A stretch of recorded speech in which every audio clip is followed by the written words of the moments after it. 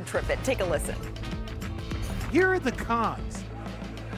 Playing with LeBron sucks because you're trying to win a championship. He's one of the most competitive human beings in the history of American sports and sports in general. Does it suck when you're showing up and he's already been practicing for 4 hours and you're like, oh, when he's watching film and you mess up a play and he's just like, what are you doing? And it's like, yeah, those are the cons, but there were cons for playing with Jordan. There were cons for playing with Kobe. There were cons for playing with players that were so great that they demanded excellence. There was cons for playing for Pat Riley or Popovich or Spoelstra. There's always cons when you're trying to win at the highest level. All right, so of course when you hear playing with LeBron and it sucks, that's going to make headlines, which, oh no, Richard Jefferson hates making headlines here. Whoopsies. We love you, Rich. But Iman, your thoughts here, playing alongside LeBron. Is he right? To give it context, yep. The statement, yes, it does suck. And I'm going to say it for two reasons. I'm going to piggyback off Richard's statement in saying there's a ridiculous amount of pressure that comes with it because you have to be in a win-now mindset every time you play on his team. I don't know why it's chopped up like that, but he is always expected to be at the top of the league, to win a championship. He's going to provide enough for you guys to get in there and make a difference. You have to be able to say now, in this time that I'm playing with LeBron, can I sacrifice if I was scoring 20 a game somewhere else? Now it needs to be 12 a game. Did you experience that? Oh, yeah. Yeah, I've had my time with T-Lou where I got off. Great playoff game. I'm really shooting it well. I'm like, next game, I know we about to run some plays for sure. Absolutely not, Sean. We're glad we made it out of game 2. Go sit in the corner, knock that shot down, keep defending like a madman, but we don't need you to score. I think it was a hard pill for me to swallow as a player to hear that. When I'm young and trying to get my stuff off, I'm like, man, I really want to get better and take that next jump in this league. And I'm being looked at like we're trying to win a championship. Yep. Your development, like T-Lou was, back then T-Lou, I know probably had a little, we had a little razzle dazzle, we probably didn't want to have that combo. But I understand now him saying, hey, man, it ain't about you. You're going to want that ring way more than you're going to want player of the month. Right. You're going to want that ring way more than the most improved player next year and all. Right. Forget all that. Do you want to be part of something that's forever? Right. And, it sucks when you're going through that because that's a mental battle for any player. But it sucks in the beginning when you think of that. He didn't talk about how great it is to win the championship. Right. It makes me think of the quote, pressure is a privilege, because that type of pressure, when you're able to rise to it, there is nothing better. And you certainly rose to the occasion all show long under this clear pressure. I don't know what's more pressure, playing with LeBron or hanging with us. You did a great job on your first show. Thank you. We appreciate you. Partner to our friend Tim McMahon, but because 2016 champ Iman Shumpert is in the house. Iman, welcome to NBA Today. You ready for this? It's going to be a fun show. You get to spend the rest of the week with us, and around these parts when Shams breaks news right before, that is exactly where we start our show. Let's say hello to our senior insider, Shams Charania. Shams, you reported this morning that finally the Suns and Bradley Beal, they have agreed to a contract buyout. Now he's headed to Los Angeles. What are the details of this deal with the Clippers? Malika, I'm told Bradley Beal gave up almost $14 million to buy out of the Phoenix Suns and join the Los Angeles Clippers. 2 years, $11 million. His deal will have a player option next summer, so he's slated to be one of the top free agents next offseason. But this is someone that had $110 million left on his contract over the next 2 years. Obviously, did not work out in Phoenix. It was a failed 2-year experiment with Bradley Beal, Kevin Durant, and Devin Booker. And so over the last few weeks, Bradley Beal, his representative Mark Bartelstein, they've been talking and meeting with several teams around the league. Aside from the Clippers, we've seen the Bucks, the Lakers, Warriors, Timberwolves, Heat, all were involved here in this process. But Bradley Beal this morning decided to sign with the Clippers and team up with Kawhi Leonard and James Harden. The Bucks, the Lakers, the Golden State Warriors, and yet the Los Angeles Clippers, Shams, are the team that prevails here. What was so attractive to Bradley Beal about joining LA? Here's something interesting. I'm told James Harden was a focal point in recruiting Bradley Beal internally, but also speaking directly to Beal and his camp. And the Clippers really view Bradley Beal as a perfect fit alongside Kawhi Leonard and James Harden, being able to shoot 50% from the field, 40% from three-point range last season. He shot career highs in two-point field goals as well as at the rim last season. And so this is a player that has three-time All-Star experience. He's a former All-NBA player as well. They see him as a natural, seamless fit at the starting shooting guard position after the trade of Norman Powell. Yeah, it's sort of a clear role that he slots into for the Los Angeles Clippers. Shams, thank you so very much for that insight as we bring it back here inside our studios. Iman, do you like this move here for Los Angeles? I like the move just because I enjoy watching Bradley Beal play basketball. Right. Of course, you know. But I am at the point now where I'm looking at it how you would look at a James Harden, how you would look at a Paul George, where we're saying, where do you take your team? What do you add to your team at this point, especially with you getting older? Now we have some injuries that come along. What can you add to this team and what's going to put me over the hump come playoff time? When I look at Bradley Beal, I feel like these are pressure situations because now we've paired you up with different superstars and we kind of got the same result. So you start looking around the league and you start looking for that younger guy. You don't want to become that guy that it's like, he's got the years, he's got the mileage on him, but we can't really get anything out of him. You got to produce, and you got to produce it efficiently if you're going to come and join superstars like that. Look, the Norm Powell trade is now complete. The Clippers make that deal confident that they can get Bradley Beal, who, at franchise player money, at $50 million plus per year, it was a disaster in Phoenix. It was also a bad fit in Phoenix. He's being paid ninth man money now with the Clippers. There is a clear-cut role. They've got a great defensive infrastructure around him. This is the best team in LA getting better. This is a team that pushed the Denver Nuggets to 7 games in the first round that got significantly better today.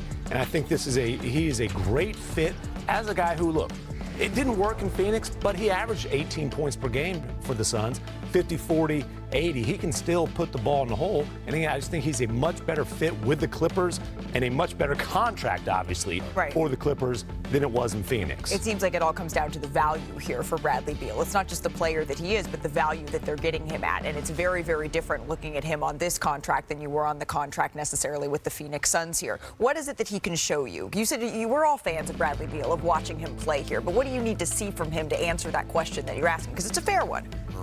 Understanding that you're coming to play with James Harden, understanding how we're going to space this floor, how am I going to help him at the end of games when I feel like the indecisiveness comes in, the 3 minutes of no scoring happening, not being able to get certain mismatches on the other end. So now you're going to have to be able to step up and guard somebody you weren't normally going to guard. Like, those are the things that you have to come and do alongside a James Harden and a Kawhi Leonard. When Kawhi Leonard can't go out there and guard the head of the snake, can you come out there and guard the head of the snake? I want him to be able to insert himself in a different way. And it's not a bad pressure at all. Yeah. This could be a great pressure for Bradley Beal. This could be a great spot for him. Like you were saying, I love that he's, getting this done. You're getting this done for cheap. You know what I'm saying? You're getting superstar quality for cheap. I understand he's not a rock star in this league anymore, but he's been there. He's been to the show, and he's been in a playoff battle. So you want to see him come enjoy the team. I don't want him to fall into those things where it's, in the playoffs, I'm not really worried about a Bradley Beal. Right. You know what I mean? I don't want that to be the consensus across the league of, if we see Bradley Beal, we're not worried about him in the playoffs. When you say play with James Harden, I think that is a plus here. People think of James Harden, they think of Houston Rockets James Harden. They think of he's got the ball in his hands all the time. He's scoring 35 points per game. James Harden's game has evolved. He is now one of the best table-setting point guards in the NBA. And I think you look at what Norm Powell was able to do for the Clippers last year, credit him. He obviously had probably the best year of his career. Absolutely. I think playing with James Harden really benefited Norm Powell, and they didn't have that table setter in Phoenix. I think Beal is in a great situation because he's playing next to James Harden. Real quick, on the Phoenix side of all of this achieves more flexibility for them here, Tim? They have a shovel and they are digging out of the massive hole that they have created during the microwave Matt But Ishbia they era. No, I'm not from kidding. a second apron team here to a luxury tax team. Sure. Able to have a little bit more flexibility. I see our Schwartz Center over here, our researcher, is saying we need to hit Phoenix's side of this. No, he's very excited to be able to have Bradley Beal on the books for $19 million a year over the next 5 years. Look, the KD trade was a bust for them. They took back, I'll say nickels on the dollar. I won't say pennies on the dollar. They're letting Beal go for nothing. Yes, they're getting some flexibility, but he's going to count $19 million a year on their cap for 5 years moving forward. But this is a recognition in Phoenix that their all-in philosophy is a failure. And again, they have a shovel. They are starting to dig out of the hole that they've created. And they're saying, all right, we're going to continue to build here around Devin Booker, and we're going to officially now close this chapter because we've been expecting this for weeks, and finally we have a resolution for Bradley Beal heading to the Los Angeles Clippers. All right, from the news of the day to the game. And now we see on the sidelines in Vegas, Zion Williamson. He checked in at Summer League. He was supporting his Pelicans team yesterday. He only played 30 games last season because of injuries. They were 10-20 with him in the lineup. Tim, do you think this is a make or break season for Zion and his future with New Orleans? Well, I certainly think it is a fresh start for Zion. Had there not been a change in the front office, I believe he would have been on the trade block this summer. Obviously, you've got Joe Dumars coming in. It's a get-to-know-you phase.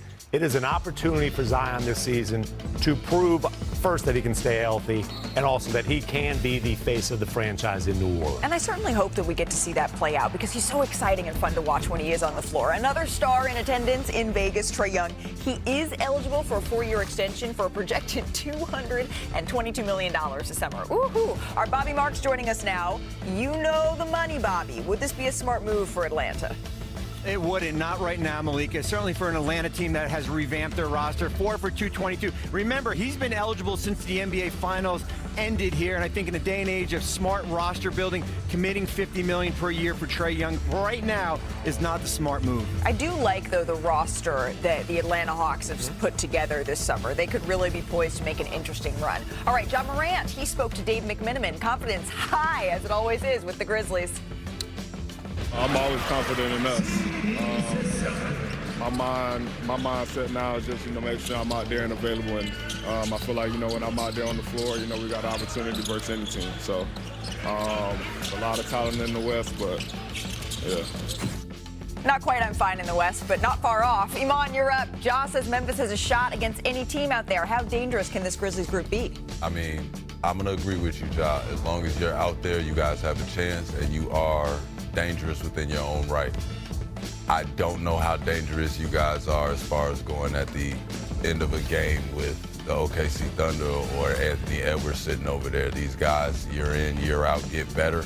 And I feel like you need to pay more attention to making sure you guys make that jump because there's some guys that are on your heel. Well, guys like maybe Anthony Edwards. Check this out. Ant was sitting courtside in Vegas when a young fan, he came up for an autograph, but here's the catch.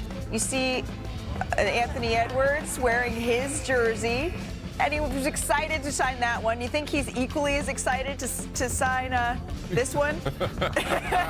Not enough bad blood to reject the signing the merch, though. The Wolves, they're currently 10-1 odds to win the West, according to ESPN Bet Sportsbook. That is one of the things I love about Summer League. You have a great chance if you're a kid and you go to Vegas and you get to get an autograph to meet your heroes. But this is tied with the Clippers for the 5th shortest odds in the conference. The Wolves, they've reached 2 straight Western Conference finals. Bobby, I'm going to start with you here. Do you see Ant and the Wolves taking the next step this season? I do, but there's going to be an X factor here, Malika, and we're here in Las Vegas, and it's my X factor is Terrence Shannon Jr., who we've seen over the course of the last week. There's going to be a high expectation for Shannon Jr., not just to be part of this rotation with the loss of Nickeil Alexander-Walker, but contribute. We saw it in the playoffs here. He is the guy to keep an eye on as far as for Minnesota, a team that returns their starting 5 and certainly their core players with Dante DiVincenzo and Naz Reid. So it's certainly a big big offseason for Minnesota, but I think it does start with Terrence Shannon Jr. I think it's interesting seeing Baron J there, also from France, also a center. I'm just wondering how that's going to be long-term with Rudy Gobert, or if that is a plan to give the Timberwolves some flexibility here. But Iman, when I say take the next step, it's tough, because when you've gone to the Western Conference Finals 2 straight years, the next step is being better, beating OKC, and making it to the NBA Finals. That's tough. I mean, it's a tough road, but the crazy thing is we all watch these playoffs, and we all know that Ant-Man learning how to play chess instead of checkers is going to be scary. And I say that to say the double team bothered him. It made him uncomfortable. It made him indecisive. When we watched that, I watched, and I've had to guard a little bit of everything. When I had to guard guys, when they turn their back to a double team and they're able to see what's coming, they're able to see what's available, it becomes so dangerous.